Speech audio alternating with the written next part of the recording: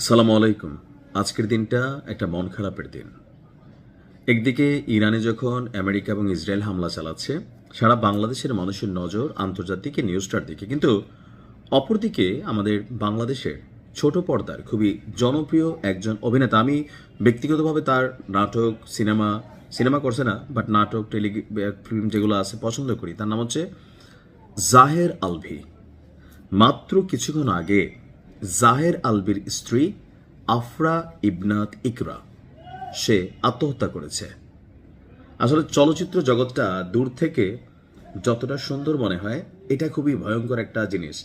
আমার কাছে মনে হয় যে চলচ্চিত্র তারকা টু চলচ্চিত্র তারকা মানে এদের সংসারটিকে কেন জামাই ধরেন অন্য নায়িকাদের সাথে রংঢং করবে, আবার বউ আরেক নায়কদের সাথে রংঢং করবে, এটা কাটাকাটি হবে, কেউ কারোর উপর রাগ করতে পারবে না। বাট যখন এখানে ডিফারেন্ট ক্যারেক্টার আসে, এখন জাহেদ আলভী সে একজন মডেল অভিনেতা, যথেষ্ট জনপ্রিয়, বা অনেক নাটক সিনেমা এগুলাতে অন্য মহিলাদের সাথে সুতিটিত হয়, প্রেম ভালোবাসার গান টান থাকে, মানে বাস্তবতা যেটা চলচ্চিত্রে ঘটে। এখন স্ত্রীরা যারা এই বিষয়গুলোকে সহজভাবে নিতে পারে না, আবার অনেক সময় নায়িকা স্ত্রী, নায়ক হচ্ছে স্ত্রী নায়িকা, আর জামাই হচ্ছে ধরেন আম আদমি, এখানেও কিন্তু ভেজাল আছে। তো হঠাৎ করে আজকে মিরপুর DOHS নিজ বাসায় পরিবারের সদস্যরা তাকে গলায় ফাঁস দিয়ে আত্মহত্যারত অবস্থায় উদ্ধার করেন। পরবর্তী সময় তাকে কুর্মিটোলা জেনারেল হাসপাতালে নিয়ে গেলে চিকিৎসকরা তাকে মৃত ঘোষণা করেন। এখন জাহের আলভী এবং তার স্ত্রী ইকরা দুজনের সংসারে কি ঝামেলা ছিল? যতগুলো ছবি দেখছি এগুলো দেখে বোঝার উপায় নেই, তবে ছবি সব সময় বাস্তবতার কথা বলে না। এই মুহূর্তে জাহের আলভী সে আছে আবার নেপালে। আপনারা জানেন যে আগামীতে ঈদকে কেন্দ্র করে, তাই না, সবাই এখন একটা ব্যস্ত সময় কাটাচ্ছে। তো অভিনেতা শুটিংয়ের কাজে নেপালে ছিলেন, সেখানেই সামাজিক যোগাযোগ মাধ্যমে স্ত্রীর মৃত্যুর বিষয়টি তিনি নিশ্চিত করেছেন।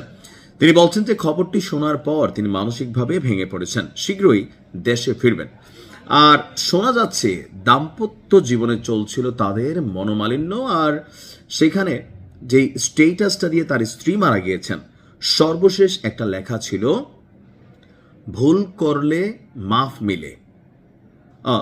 এটা আপনার জাহের আলভী তার পোস্টে লিখছিল যে ভুল করলে মাফ মিলে কিন্তু মুক্তি মেলে না।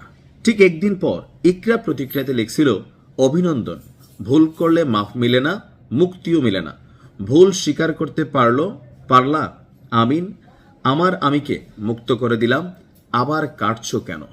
অর্থাৎ দুজনের মধ্যে একটা আভ্যন্তরীণ দ্বন্দ্ব তো ছিলই।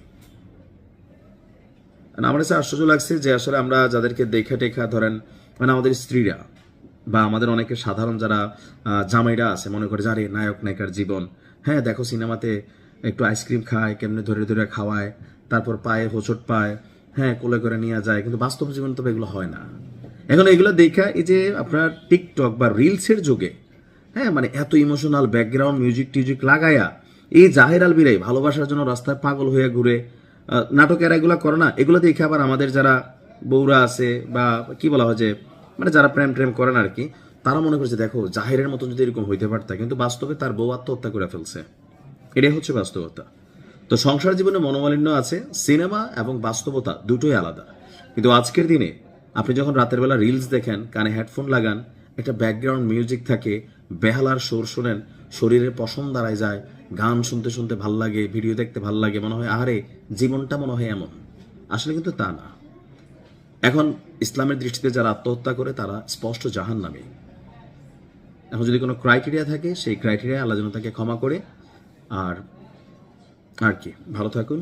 আসসালামু আলাইকুম।